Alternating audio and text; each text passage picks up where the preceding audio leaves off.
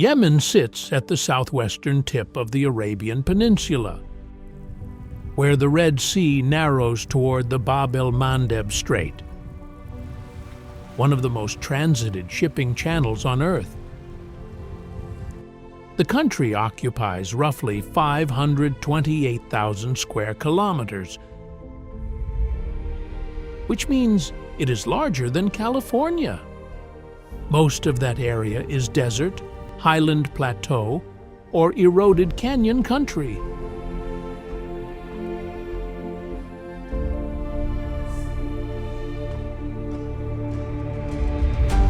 The coasts run about 2,500 kilometers.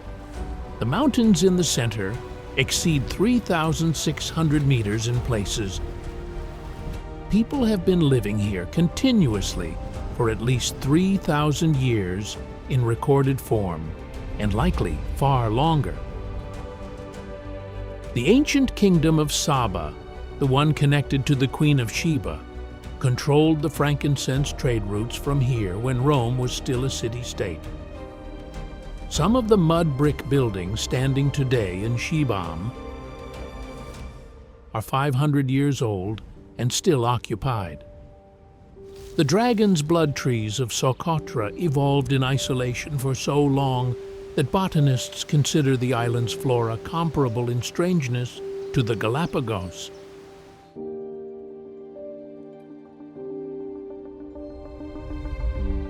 The terraced mountain agriculture of the Harraz range has been in continuous operation since before written records in the region.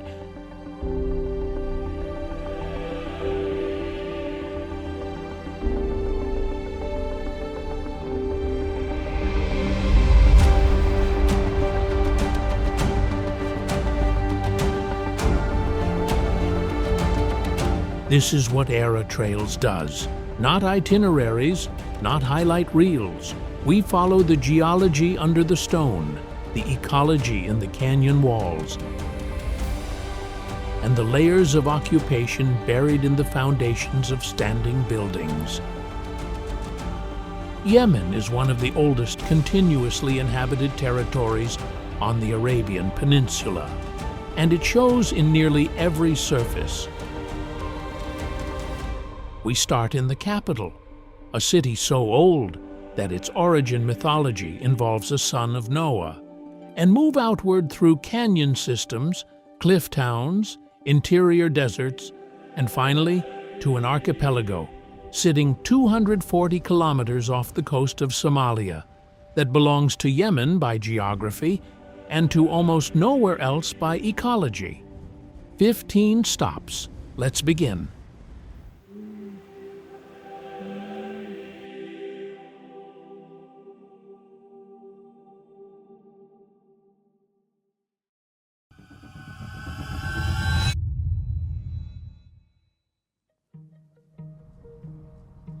Sana'a sits at 2,300 meters above sea level on a high plateau ringed by volcanic peaks. At this elevation, the air is dry and thin enough that the city rarely sees temperatures above 28 degrees Celsius, even in summer. The smell of khat, the mildly stimulant leaf chewed daily across Yemen, drifts out of the market stalls in the Al-Kazimi quarter before noon most days. That is your first signal that you are in the old city, not the new one. The geology under Sana'a is volcanic. The plateau is built on basalt flows overlying Precambrian basement rock that dates back roughly 600 million years. The basalt here is dense and dark, quarried from the surrounding hills, and used as foundation material for almost every structure in the old quarter.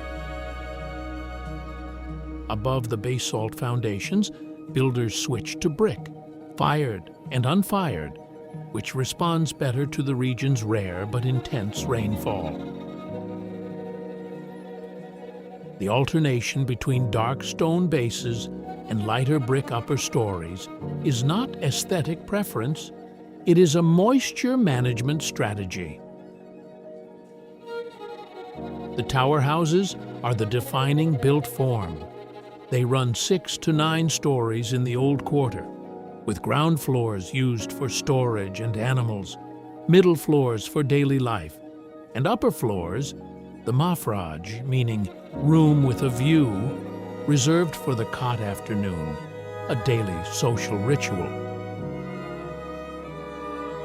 The white geometric friezes below each window are made from a material called qadad, a waterproof plaster compounded from limestone, ash, and vegetable matter.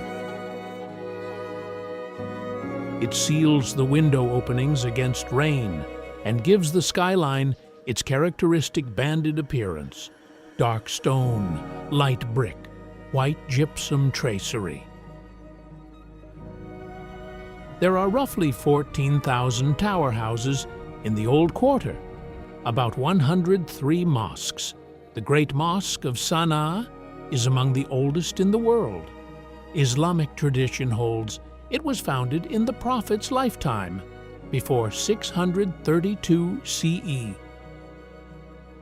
The building has been modified many times since, but its oldest sections include pre-Islamic stone columns removed from earlier temples. You can see the splice in the masonry where the different eras meet. The Al-Mutawakkil Mosque, the Souk al-Mil Salt Market, and the covered Bab al-Yemen Gate all sit within the walled boundary. The National Museum of Yemen occupies a former Ottoman palace just outside the historic core. Inside, pre-Islamic bronzes and alabaster sculptures from the Sabaean and Himyarite periods are housed alongside Islamic manuscripts. The Sabaean pieces are extraordinary, smooth-faced votive statues with inlaid eyes, some dating to 800 BCE or earlier. Sana'a was inscribed as a UNESCO World Heritage Site in 1986. Since 2015, aerial bombardment has damaged portions of the old city. The UNESCO designation has not insulated the buildings from the ongoing conflict. Some tower houses have collapsed. Others have been shored up by residents who have nowhere else to go. What makes Sana'a function as a city? The interlocking networks of cisterns, underground water channels, and rooftop drainage systems is largely invisible from street level. The old quarter was engineered for water collection and storage in a way that sustained tens of thousands of people at altitude with no river and irregular rainfall. That infrastructure is still partially in use. The city has been managing water scarcity for over 1,000 years. It has not solved it. It has simply outlasted it repeatedly. The road south drops off the plateau into canyon country. The terrain shifts fast. Basalt gives way to sedimentary layers. The air warms. The vegetation thins. We are heading for a city built not from stone, but from mud, and it is 12 stories tall.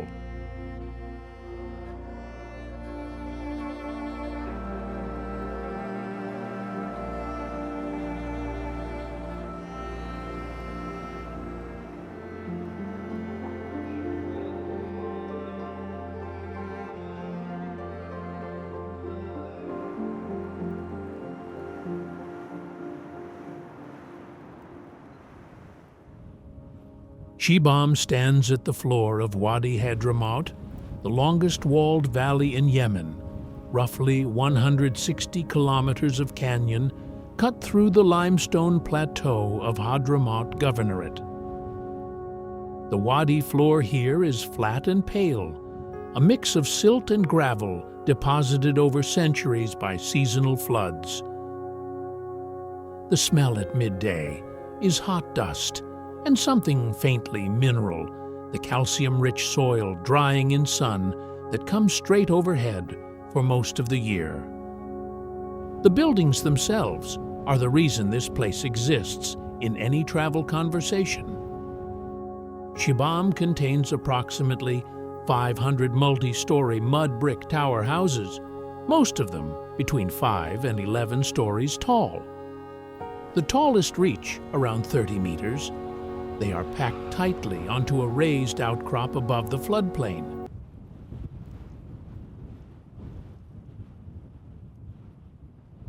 From the wadi's seasonal inundation. The geology is limestone and gypsum.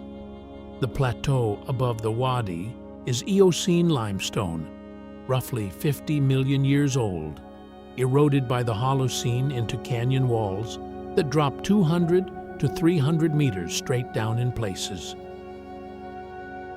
The builders of Shibam used the local soil rather than the canyon stone for their structures.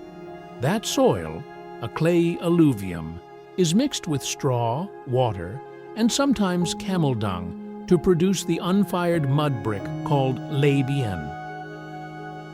The exterior walls are coated annually, or used to be, with a mud plaster that must be reapplied after each rainy season. Without maintenance, a mud tower dissolves.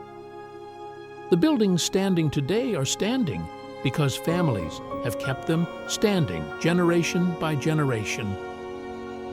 The city layout is medieval Islamic urban planning, a single defensive wall around the perimeter, a mosque at the center, and streets narrow enough that 2 loaded donkeys could not pass each other in most of them.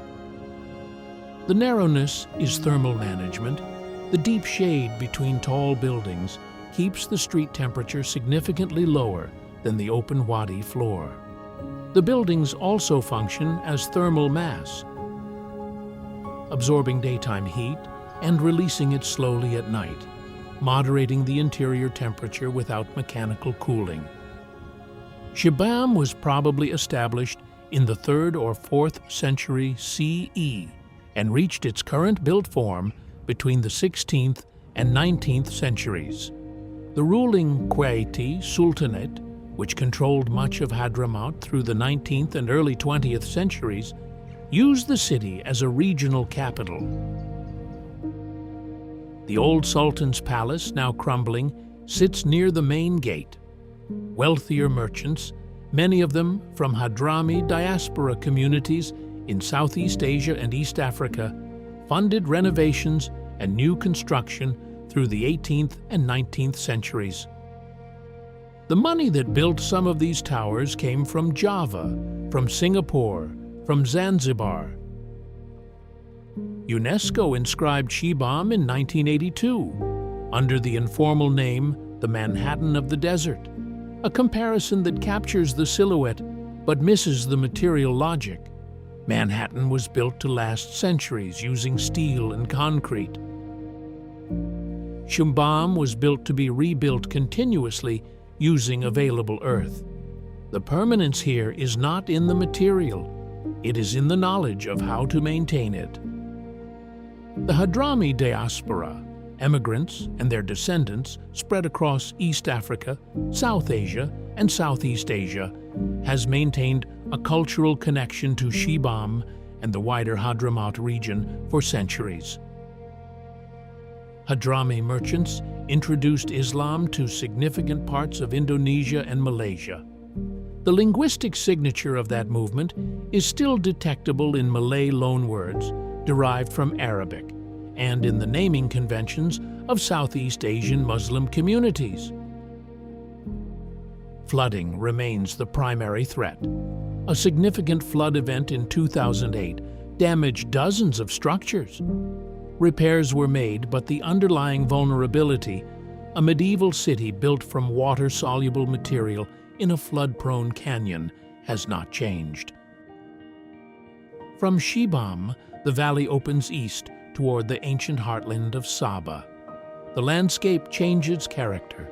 The canyon walls recede, the floor widens, and the air carries the faint smell of irrigation agriculture.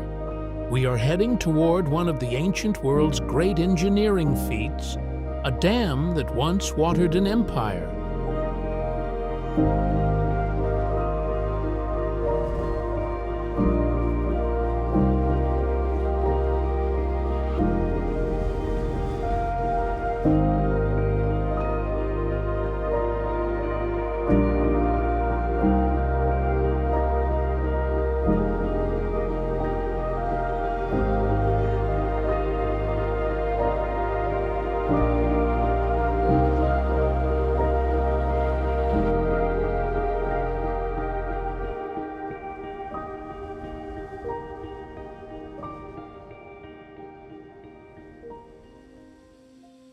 Marib sits on the eastern edge of the Yemeni highlands, where the terrain flattens into the beginning of the Rub al-Khali, the empty quarter.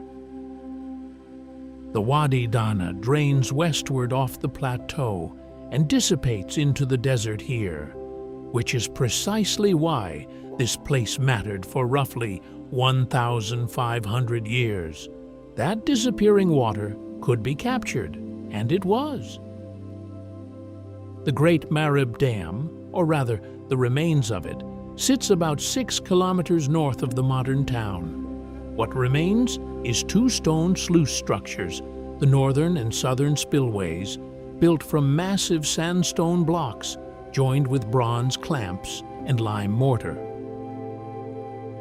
The dam itself was an earthen embankment that no longer exists in its original form, but the sluices are intact enough to walk through. The blocks in the northern spillway are inscribed with South Arabian script, Sabaean, recording repairs, dedications, and the names of rulers who funded reconstruction.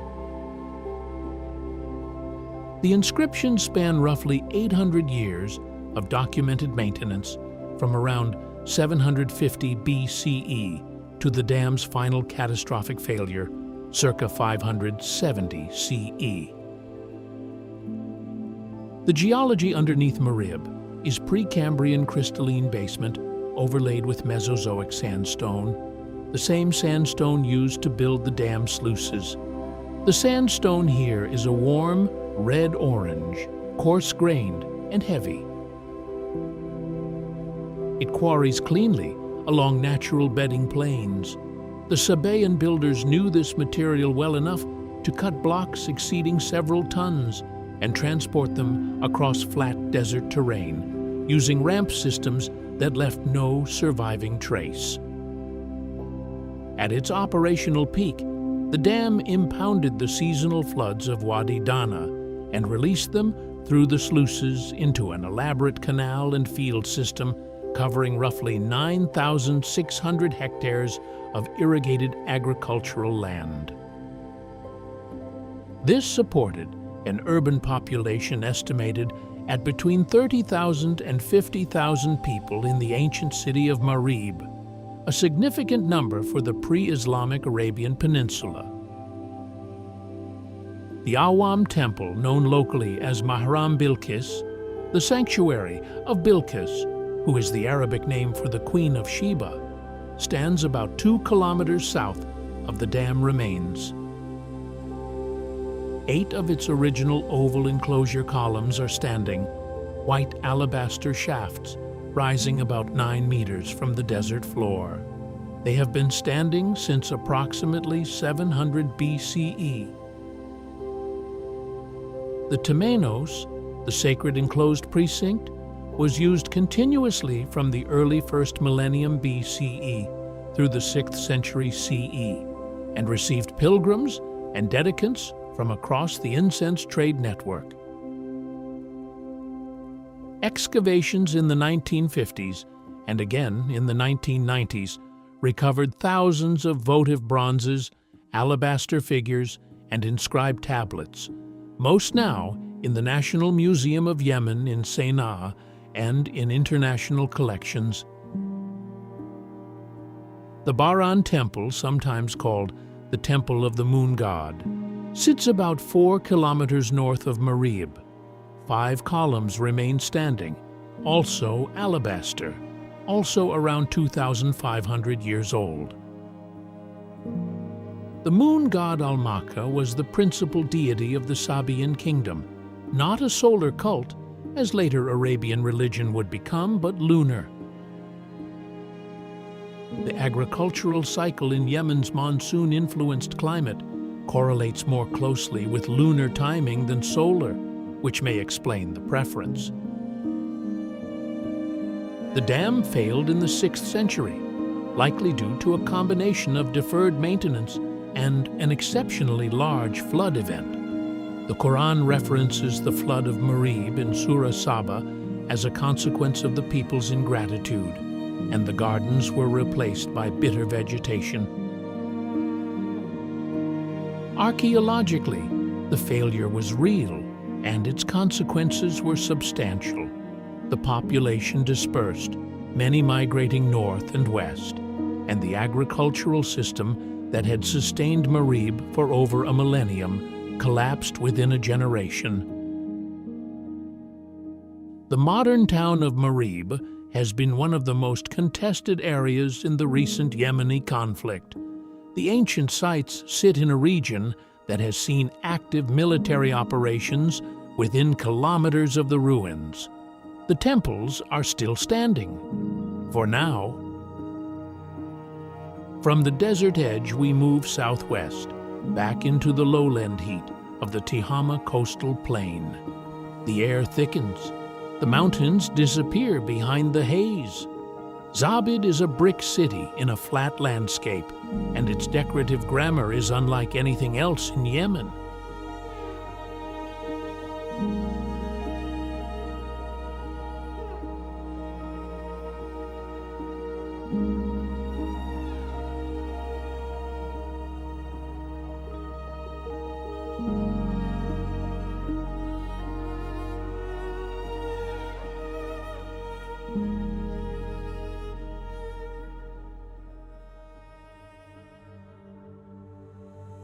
Zabid occupies the Tihama Plain, the narrow coastal strip between the Red Sea and the Harraz Mountains. The plain is flat, hot and humid, receiving moisture off the Red Sea that the highlands intercept before it becomes rainfall. Mean summer temperatures here exceed 40 degrees Celsius. The air smells of salt and dust, and near the market, of sorghum grain and dried fish. This is not highland Yemen. Everything about it, the light, the heat, the vegetation, is different. The town sits on no river, no elevated ground, no defensive natural feature. It was founded purely on intellectual and commercial logic. Zabid was the site of the first institution in the Islamic world to formally teach Arabic grammar, the Zaydiyya Mosque School, established in the 9th century. By the 13th century, the city had become one of the most important centers of Islamic scholarship in the world, drawing students from across the Arabian Peninsula, East Africa, and South Asia. At its peak, it contained over 200 mosques and a substantial madrasa network. Scholars from Zabid carried the Shafi'i school of Islamic jurisprudence across East Africa and into Southeast Asia. The city is also credited with reasonable historical support as the place where coffee was first prepared as a drink from beans brought from the Ethiopian highlands sometime in the 15th century. The architecture is brick, fired red brick, not the mud brick of Shibam or the stone of the highlands. The brick here is cut and carved in ways that stone and mud brick cannot be. Lattice screens, interlocking geometric panels, deeply undercut arabesques. The technique is called ajami in local usage, decorative carved brick that filters light and air simultaneously. A well-made ajami screen blocks direct solar radiation while allowing wind to pass through, functioning as passive climate control in a way that is particularly effective in the Tihama's flat, windward position. The Zabid citadel, the Al-Askar, sits at the city's northeast edge. It was rebuilt substantially in the Razulid period, 13th to 15th centuries, and modified again under the Tahirid and Ottoman administrations. The walls are fired brick with tower intervals. The interior is partially ruined, but the gate structure is intact and still carries original carved brick panels. The Tehama Plains ecology is distinct from both the highlands and the desert interior. Dome palms line the irrigation channels. Acacia woodland fills the ground between settlements. Black kite and African collared dove are common over the rooftops. The bird life here has an East African character, a consequence of the Red Sea's narrowness at this latitude. Zabid sits close enough to the Horn of Africa that species with primarily African distributions reach their northeastern range limits in the Tehama. UNESCO inscribed Zabid in 1993. It was placed on the list of World Heritage in Danger in 2000, the threat being uncontrolled development and the replacement of traditional brick structures with concrete construction. The carved brick craft itself is in decline. The number of craftsmen capable of producing traditional Ajami work has dropped significantly in the past 2 decades. The buildings that survive do so largely because they were built too solidly to demolish easily, not because of active preservation. The sorghum-based flatbread called laho, spongy, slightly fermented, eaten with honey or meat broth, is the dominant breakfast food in Zabid and across the Tehama. It is made from a grain that has been cultivated on this plain for over 3,000 years. That continuity is in the food itself, not in any monument. The mountains are visible from Zabid on clear mornings, a dark blue wall rising from the plain. Shaharah is up there, above the cloud line. Getting to it requires a road that switchbacks up escarpments most vehicles refuse.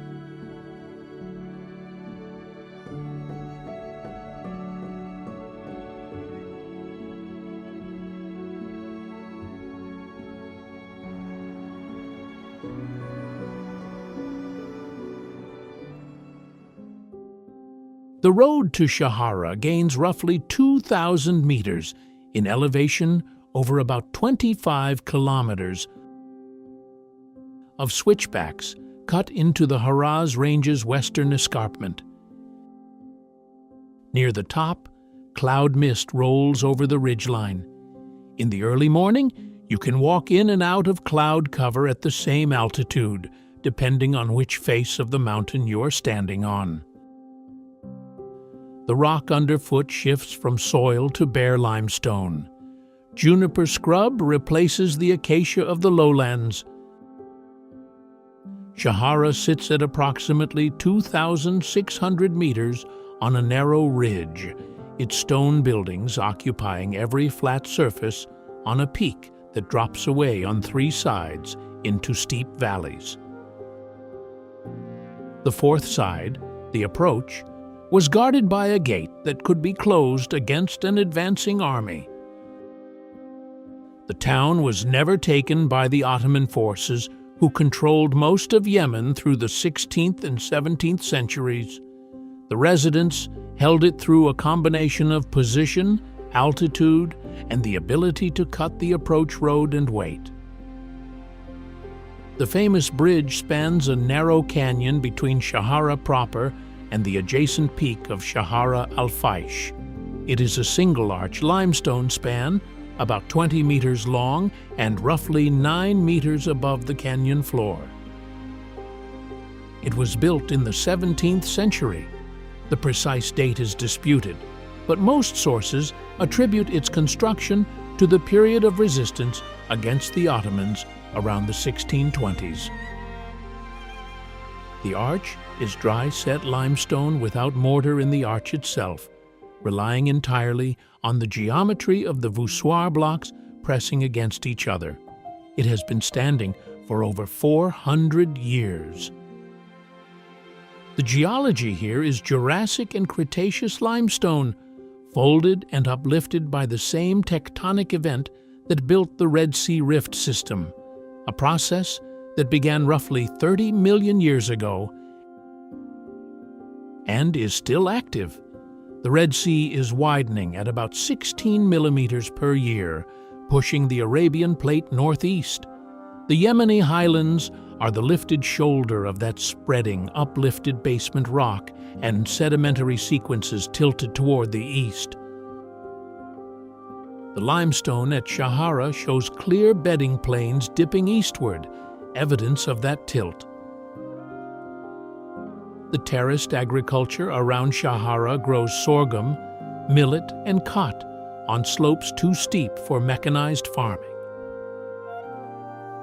The terraces are maintained by hand, the retaining walls rebuilt after each rainy season.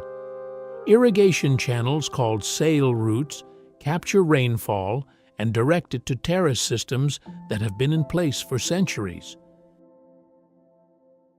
The terraces are not decorative. They represent the only way to grow food at this altitude on this terrain. Without the terrace walls, the thin soil washes off in the wet season. The fauna of the Harraz range at this elevation includes the Arabian leopard, one of the rarest subspecies of leopard in the world. Populations in Yemen are estimated in the low tens, possibly fewer. The leopard uses the canyon systems and rocky outcrops as hunting corridors, preying on Hamadryas baboon and rock hyrax. Direct sightings are rare. Camera trap images from the early 2000s confirmed the population was still present in the Harraz. Current status is uncertain. The lammergeier, also called the bearded vulture, rides thermals above the canyon below Shaharah in the late morning. It is a large bird, wingspan exceeding 2.5 meters, with rust-orange underparts from bathing in iron-rich soil. It eats bone. It carries large bones into the air and drops them onto rock surfaces to crack them open. The residents of Shaharah have watched it do this above their town for as long as anyone has been here. The town itself has been partially abandoned. The population has declined significantly over the past 30 years as families have moved to urban centers. The buildings are largely intact. The stone construction requires no annual maintenance, the way mud brick does, but many are unoccupied. The tea houses near the bridge still serve sweet tea and stacked flatbreads in the morning. The bridge still gets crossed on foot. It holds. From Shaharah, we stay in the highlands, moving northeast through the Harraz to a cluster of stone outposts that sit above some of the most intensively terraced landscape in Yemen, and then onward to two fortresses that guard the northern plateau like bookends.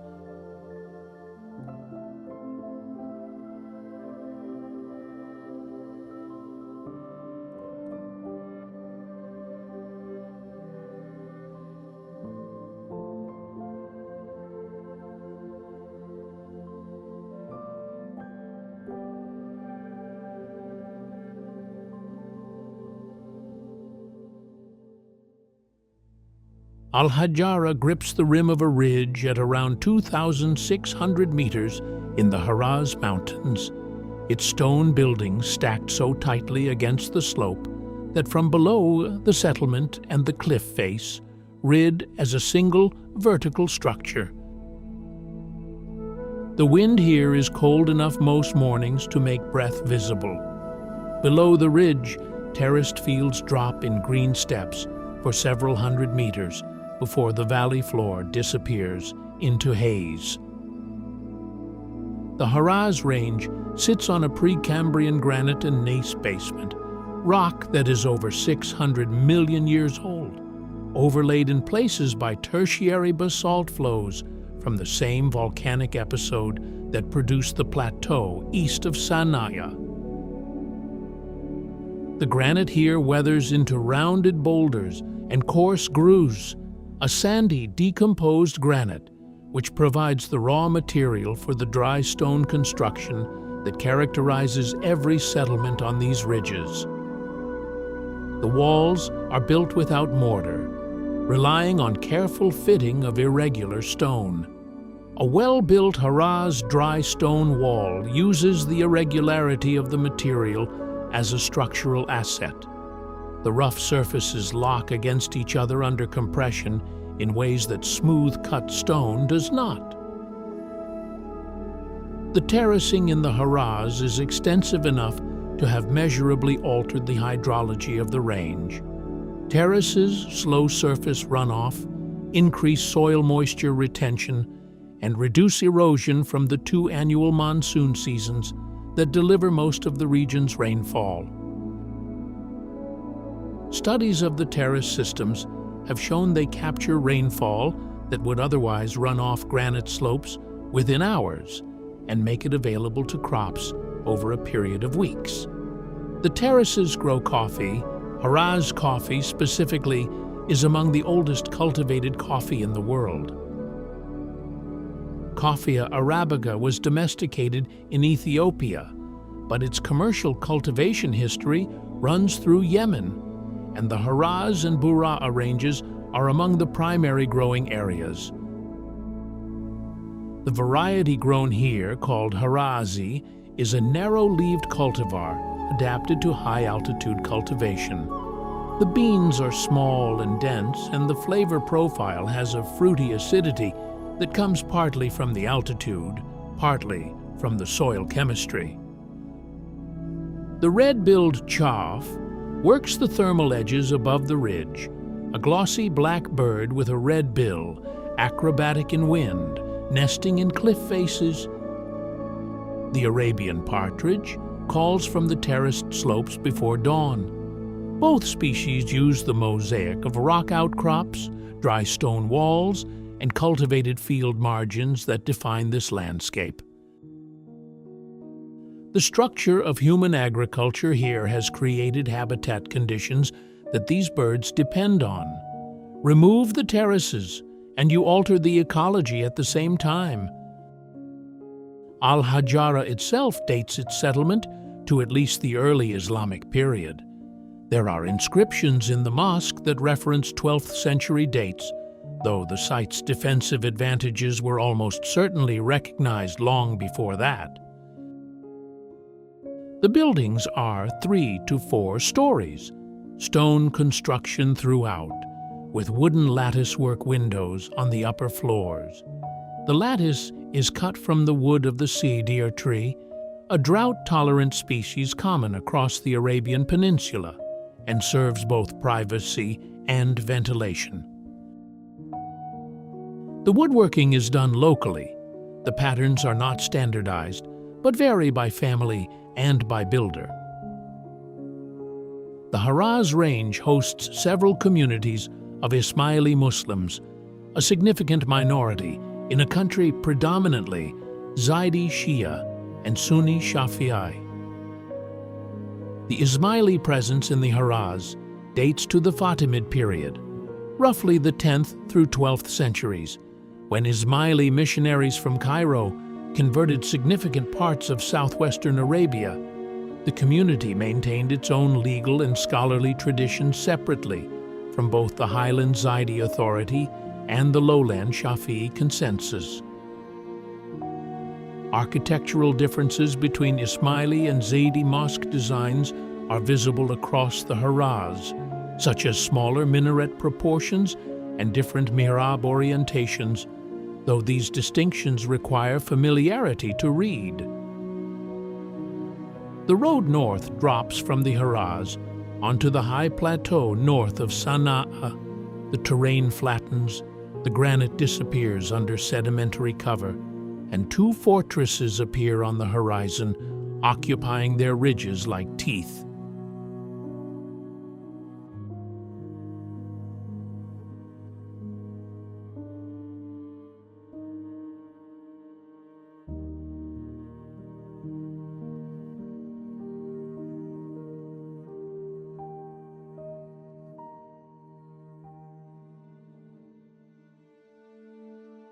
Kaukaban sits on a sandstone mesa at 2,987 meters, its walls flush with the cliff edge on three sides. Thula occupies a lower ridge about 10 kilometers to the southeast, at around 2,600 meters, its stone houses descending from a fortress at the summit in a cascade of flat-roofed buildings. Both towns are visible from the road between them. From that road, the two fortresses read as a pair, twinned positions on separate natural pedestals, guarding the northern approach to Sana'a. The sandstone here is Cretaceous, roughly 90 to 100 million years old, deposited in shallow marine and fluvial environments before the Arabian Plate separated from Africa and the Red Sea opened. It weathers into horizontal ledges and clean vertical faces, which is why the mesa edges at Kaukaban drop into near vertical walls of 200 meters or more. The Yemeni plateau's characteristic stepped topography, flat tops, and sheer faces come directly from this horizontally bedded sandstone. Erosion strips the softer interlayers and leaves the harder beds as cliff overhangs and mesa tops. Human builders here did not need to construct defensive walls on the cliff sides of their settlements. The rock did that. Kaukaban's water supply is a cistern system cut directly into the sandstone bedrock. Roughly 50 cisterns of varying sizes, some with capacities exceeding several thousand liters, fed by roof drainage and surface channels. The system was engineered to support a siege. Residents of Kaukaban could seal the single approach path and survive on stored water and food for months. The Ottomans failed to take Kaukaban for the same reason they failed at Shaharah. The position was not militarily reducible without a siege that cost more than the town was worth. They negotiated instead. Thula has better preserved traditional architecture. Its lower position made it more accessible for resupply and trade, so it developed as a market town alongside its defensive function. The stone houses in Thula use a construction technique called ashlar, cut stone laid in regular courses combined with mud brick upper stories and carved alabaster window panels. The alabaster here is local, quarried from gypsum-rich Cretaceous beds nearby. The windows are thin enough, about 2 to 3 centimeters, to transmit diffuse light while blocking direct solar gain. The effect inside a traditional Thula house is a warm amber light during the middle of the day. The Thula market has operated in the same location, a small square at the base of the fortress ridge, since the medieval period. It runs on Tuesdays. Agricultural produce from the surrounding plateau, sorghum, cot, honey, dried figs, comes down from the surrounding villages, and manufactured goods flow up from Senaya. The economic geography of the weekly market in highland Yemen has not changed structurally since at least the Ottoman period, when administrative records began tracking them. Kaukaban is largely depopulated today, fewer than 50 permanent residents at the last reliable count. The cisterns still hold water when it rains. The mosque is still maintained. The fortress walls are intact. Thula remains a living town with a year-round population, though much smaller than its historical peak. The pale crag martin nests in the sandstone cliff, faces below both fortresses, a swift-like bird that spends most of its life on the wing above the cliff edges, catching insects in the updrafts. The calls bounce off the sandstone walls in ways that make the source difficult to locate. You hear them before you see them, and sometimes you hear them without seeing them at all.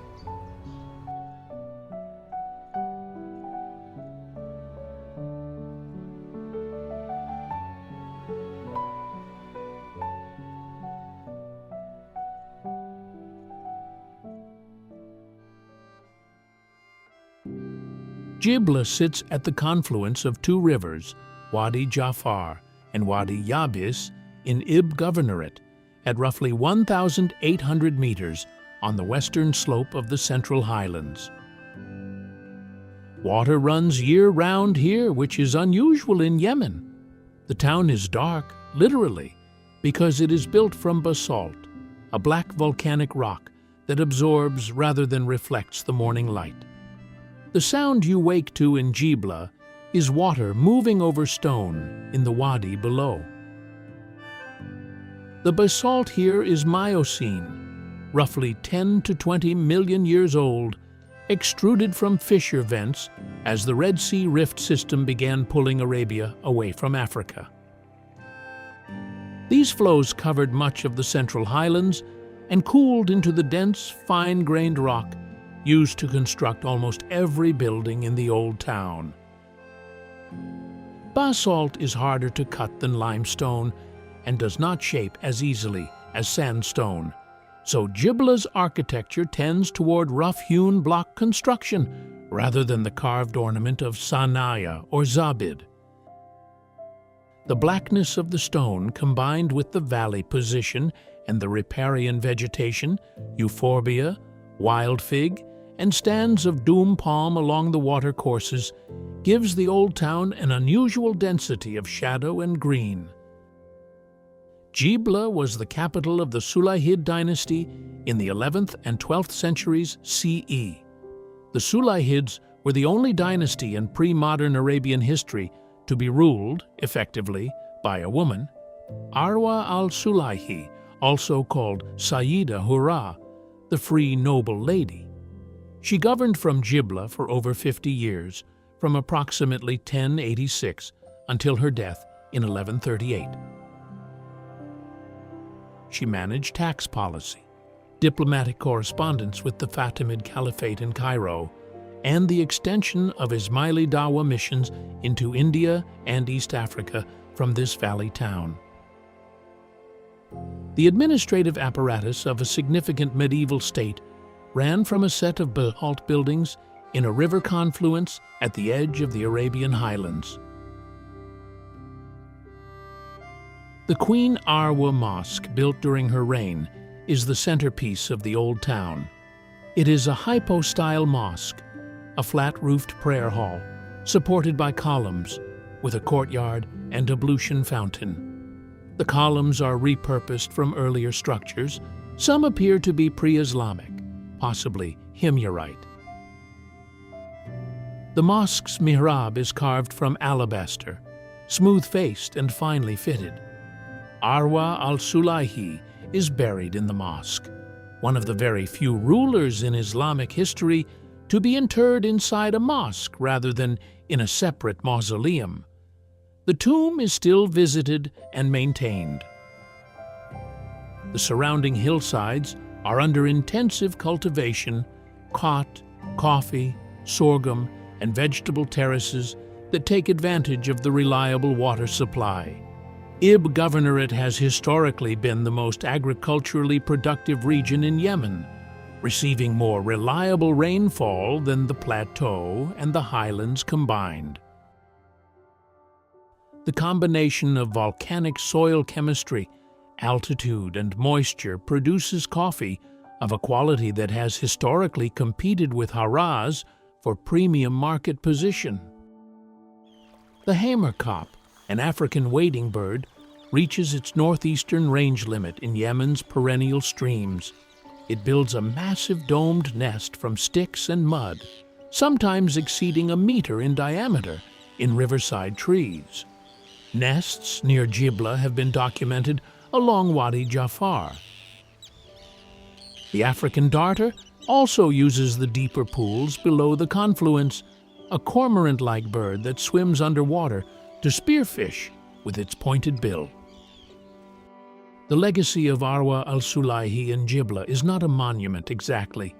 It is in the continuity of the mosque, the continued reverence at her tomb, and the presence of an Ismaili community that traces its identity in the region directly to the administrative and missionary work she sustained. The building is 900 years old. It is still in use. From Jibla, we go far south and then far out to sea, an overnight trip and a flight to an island that has been cut off from continental biology long enough to produce its own evolutionary vocabulary.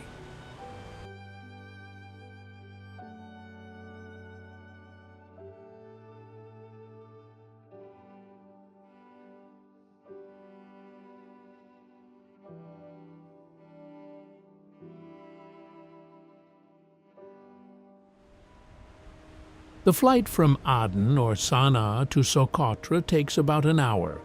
The island appears from the air as a limestone plateau edged with sand, flat-topped mountains, bright dunes on the east end, and a narrow coastal strip. What you cannot see from the air is what makes the place scientifically significant. Approximately 37% of Socotra's plant species exist nowhere else on Earth. Socotra separated from the Arabian Peninsula roughly 20 million years ago as the Gulf of Aden opened, part of the same rift system that produced the Red Sea. The isolation that followed was long enough for endemic evolution to produce plant and animal forms with no close living relatives. The island sits at about 12 degrees north latitude in the Arabian Sea, subject to monsoon winds that make it unreachable by sea for roughly 6 months of each year. That seasonal isolation reinforced the biological separation. The dragon's blood tree is the species most immediately associated with the island. It grows at an altitude above 500 meters, on the limestone plateau called the Al-Hajjarah Range, and on the Diksam Plateau. The tree grows in a mushroom shape, a dense, flat canopy supported by a branching trunk. The shape is a water collection adaptation. Rain and fog drip from the canopy's outer edge onto the root zone below, concentrating moisture around the tree's own roots in an environment where rainfall is variable and evaporation is high.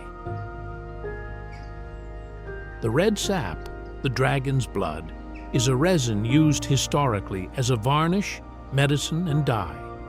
It polymerizes on contact with air and turns dark red almost immediately. The resin has been exported from Socotra for at least 2,000 years. Roman and medieval Arab sources describe both the tree and its trade value. The Diksam Plateau is the primary location for dragon's blood tree forests. The plateau surface is bare limestone, gray-white, broken into karst formations with occasional sinkholes. The trees grow from cracks in the rock, root systems accessing moisture trapped in the limestone fractures. There are no other trees in the forest. The canopy layer is entirely dragon's blood trees, the understory is sparse, and the ground layer is essentially rock with occasional succulents. The Socotra starling moves in loose flocks through the dragon's blood tree canopy, a medium-sized bird, glossy black with rust-colored primary feathers, found only on this island and the nearby Abd al-Khuri Island. The Socotra sunbird feeds on the nectar of endemic flowering plants on the plateau. The Socotra cormorant breeds in large colonies on the coastal rocks, one of the largest seabird colonies in the Arabian Sea. The Al-Hajjarah dunes on the island's eastern end are a sharp ecological contrast to the limestone plateau, beige and rust-colored sand piled against a mountain backdrop, running to a lagoon edged by mangroves, and then the sea. The dunes move with the northeast monsoon, the same seasonal wind that cuts the island off from ship traffic and carries sand from the beaches inland across the eastern coastal plain. The lagoon behind the dunes is brackish and supports wading birds, with great flamingo visits in the winter months. Socotra has been inhabited since at least the 1st century CE, with early accounts from Greek and Indian trading records describing it as a source of aloe, frankincense, and dragon's blood resin. The population today is around 60,000, living primarily in the coastal town of Hadibo and in scattered inland settlements. The Socotri language, spoken by the indigenous population, is a South Semitic language unrelated to Arabic, with no historical written form. It has been documented by linguists since the 19th century, but remains endangered as younger generations shift toward Arabic. A language spoken continuously on a remote island for at least 2,000 years with no writing system has survived because it was transmitted entirely through daily use. It is now losing ground to the written language of the mainland.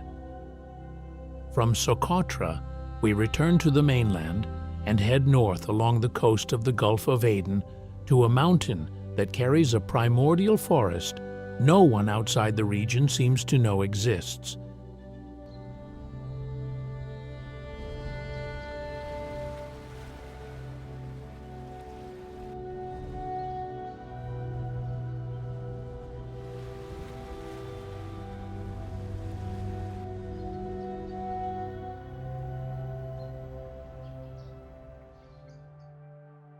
Jabal Bura'a rises from the Tihama coastal plain in Hudaydah Governorate, a granite dome reaching 2,187 meters above a landscape of acacia scrub and dusty agricultural plots. The mountain is visible from the Red Sea coast, standing alone above the plain without a continuous highland ridge connecting it to the main escarpment. That isolation is the ecological key. The granite here is Precambrian, the same basement rock that underlies much of the Arabian Peninsula, estimated at over 600 million years old.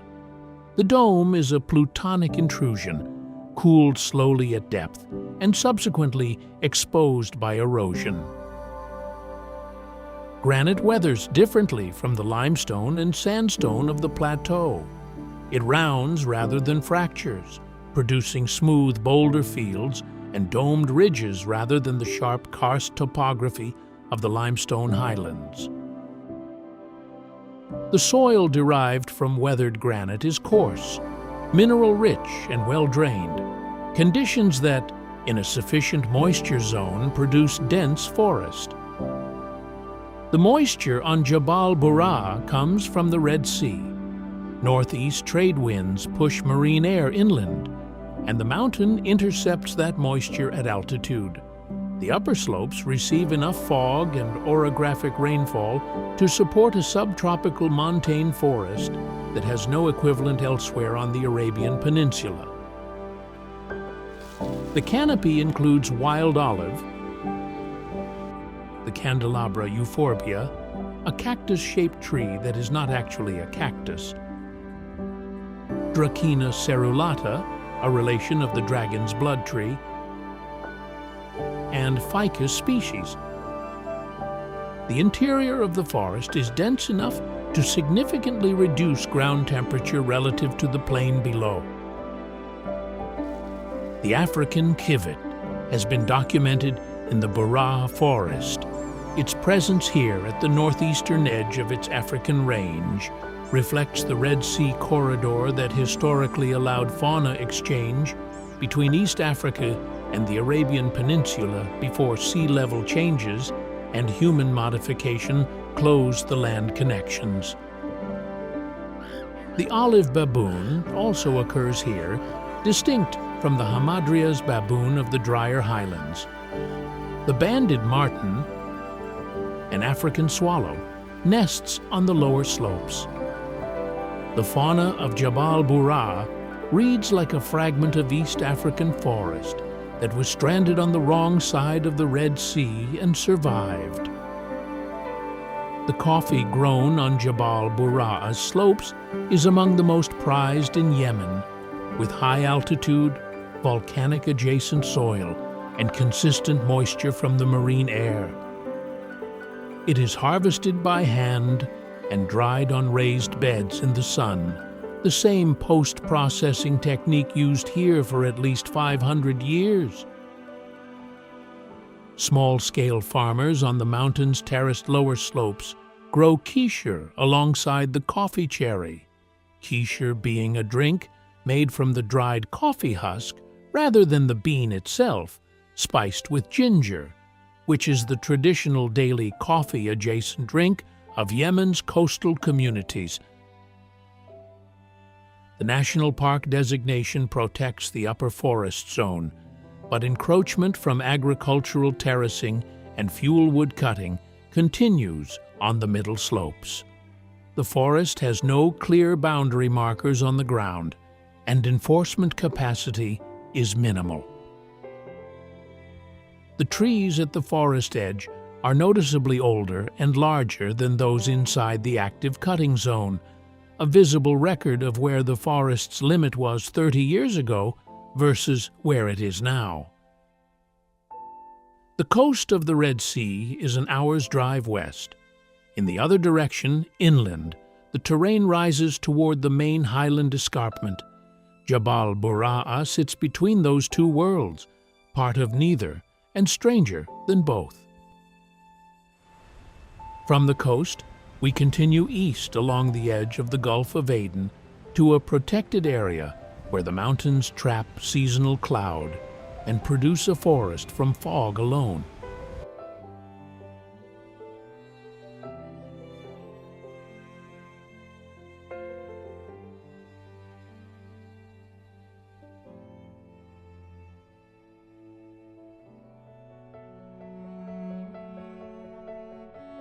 Hawf sits in the far east of Al-Mahra Governorate, the most remote corner of mainland Yemen, close to the Oman border.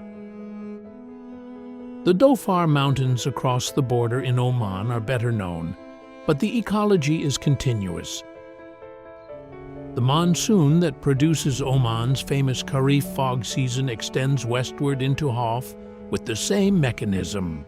The southwest monsoon drives warm, moisture-laden air off the Arabian Sea against the escarpment, and the uplift produces fog and low cloud that can persist for weeks. The cloud forest of Hawf operates almost entirely on captured fog. Rainfall here is actually low, under 100 millimeters annually in many measurements. But the fog drips from the canopy, adding an additional effective moisture input that standard rain gauges do not capture. Tree leaves and stems intercept fog droplets and channel them to the soil. In a dense canopy, this process can deliver the equivalent of several hundred millimeters of effective precipitation per year, enough to sustain a forest that could not persist on rain alone.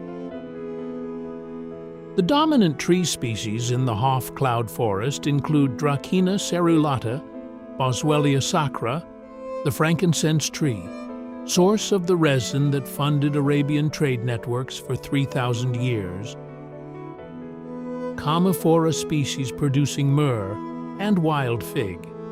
The Boswellia here grows at elevations where the fog season moistens the bark enough to prevent the desiccation that kills frankincense trees in the lower, drier zones.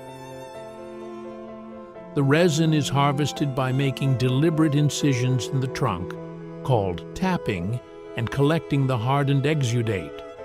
Properly managed tapping does not kill the tree, but over-tapping, which has become more common, as frankincense demand has increased globally, weakens the tree and reduces its lifespan. The Nubian ibex occupies the rocky escarpment above the cloud forest, moving into the lower fog zone seasonally when other vegetation dries up. The ibex's split hooves and dew claws provide traction on vertical rock faces that would be inaccessible to most large mammals. Male ibex can weigh up to 70 kilograms and carry curved horns exceeding a meter in length. The Hawf population is small and poorly documented due to the area's inaccessibility. The Arabian wolf, the smallest subspecies of gray wolf, occurs in Hawf and the wider Al-Mahra escarpment, preying on ibex, hare, and livestock at the forest edge. Its presence in Yemen makes it one of the last viable wolf populations on the Arabian Peninsula. Populations have declined significantly across Arabia due to poisoning and shooting by pastoralists protecting livestock. The Mahri people, the indigenous community of Al-Mahra, speak Mahri, another endangered South Semitic language related to Socotra and to the ancient Sabaean linguistic family. Like Socotra, Mahri was never written historically. It is spoken by an estimated 100,000 to 200,000 people across Al-Mahra and in diaspora communities in Oman and the Gulf.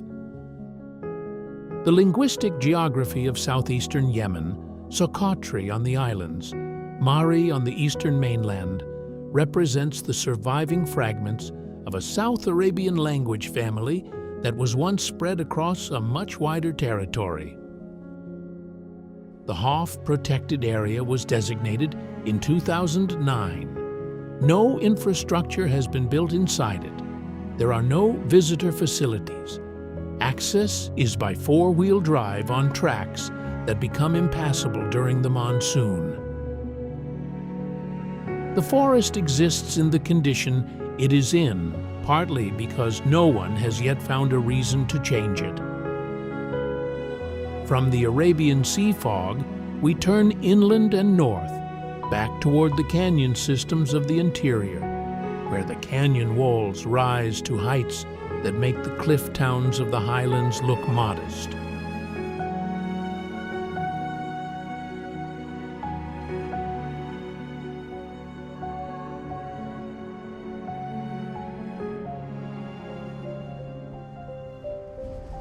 Wadi Dawan cuts north from Wadi Hadramaut into the plateau of Hadramaut Governorate, a side canyon running roughly 60 kilometers through limestone and sandstone walls that reach, in places, 300 meters straight up from the canyon floor. The walls here are banded, cream limestone above, rust and ochre sandstone below, and in the late afternoon, the light turns the sandstone sections a deep reddish orange that the limestone does not catch. The sound in the canyon is wind funneling through the narrow sections. The geology is Cretaceous and Eocene, the same sequence visible across Hadramaut, horizontally bedded marine limestone and fluvial sandstone that were laid down when this part of Arabia sat under a shallow sea. The canyon was carved by the ancestral drainage of Wadi Dawan over millions of years of quaternary downcutting. The plateau was uplifted and the rivers cut down, leaving the flat mesa tops as the original land surface and the canyon floor as the erosional base. The rate of downcutting has been measured in the broader Hadramaut system using cosmogenic Euclid dating and suggests the major canyon formation occurred over the past 2 to 5 million years. Haid al-Jazil, sometimes spelled Haid al-Jazil, sits on a pinnacle of sandstone in the middle of Wadi Dawan, separated from the canyon walls on all sides by vertical drops of 150 meters or more.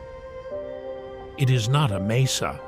It is a freestanding sandstone tower, its top surface flat enough to have supported a village of several dozen houses, a mosque and a water cistern. The village was inhabited until relatively recently. Accounts differ, but most place the last permanent occupation in the mid to late 20th century.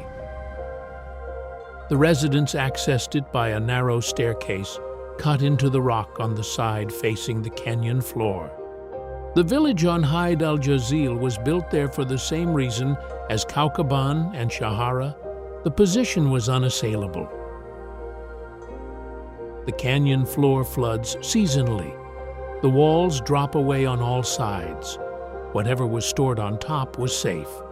The cistern was carved into the sandstone at the highest point of the pinnacle, collecting rainfall and storing it against the dry months. The buildings are unfired mud brick, now partially collapsed from decades without maintenance. The mosque's minaret is still standing. The palm groves along the Wadi Dawan floor are date palms, Phoenix dactylifera, densely planted in the flat alluvial sections between canyon narrows. Date cultivation in Hadramaut is documented from at least the first millennium BCE. The Wadi Dawi variety, named for the Wadi system, produces a soft, dark date harvested in late summer. Honey production is the other significant agricultural product. Hadramaut honey, particularly from the cedar tree, commands premium prices in Gulf markets. Cedar honey is produced from the nectar of Ziziphus spina Christi blossoms and has been exported from Hadramaut to Saudi Arabia, Kuwait, and the UAE for generations. The Egyptian vulture is a regular presence above Wadi Dawan, a medium-sized vulture with a white body, black wing feathers, and a bare yellow face. It uses tools. It picks up stones with its bill and throws them at ostrich eggs to crack them. This is one of a very small number of documented tool-using behaviors in wild birds. The vulture follows the canyon system, soaring on the thermal updrafts generated by the heated sandstone walls. It nests in cliff ledges throughout Hadramaut.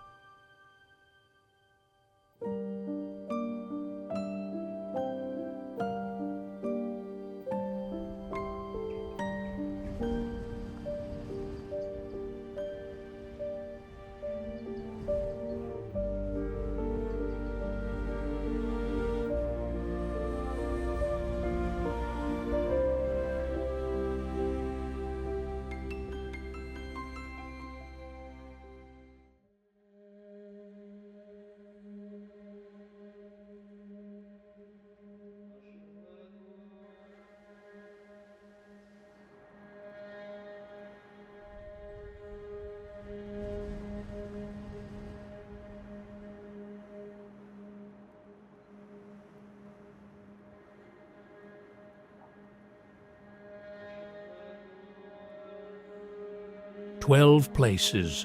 What connects them is harder to state than it might seem. The obvious thread is age.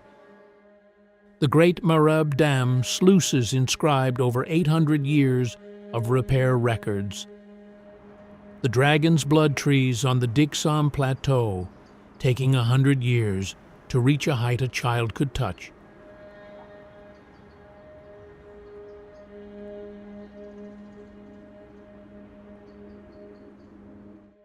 The Sabayan columns at Awam Temple still standing after 2,500 years in open desert.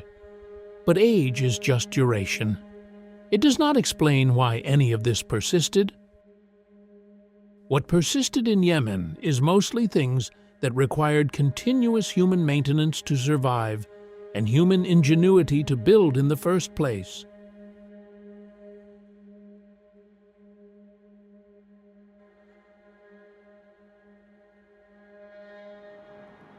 The mud towers of Shibam stand because generations of families replastered them every year.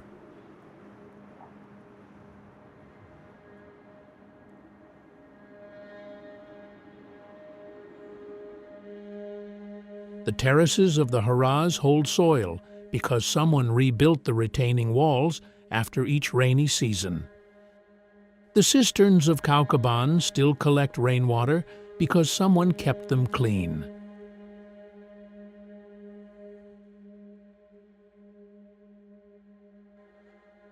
The Queen Arwa Mosque in Jibla is still a working mosque because it was never abandoned.